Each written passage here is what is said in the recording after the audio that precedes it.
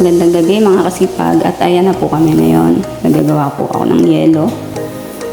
Oras na po ng pahinga, pero ako po ay kailangan pang gumawa ng yelo para bukas ay meron ako maibenta.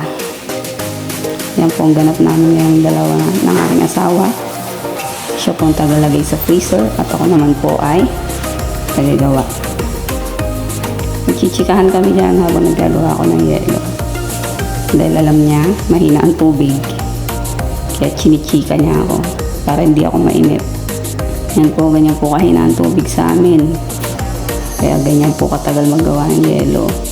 Ayan, pachika-chika lang kami yan habang gumagawa. Wala kaming tigil ng kakachika. Daldalan kami ng daldalan na dalawa. At yan na nga, napapabilis na nga.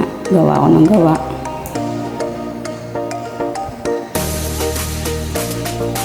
Para pinabukasan marami maibenta ulit na yelo, pambayad na kuryente. Pasensya na po kayo sa asawa kong pabalik-balik sa aking likuran.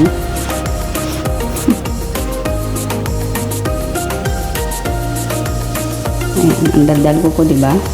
Walang tigil yung bibig ko. Ayan na po. Hanggang dito na lang po mga kasipag. Bye-bye!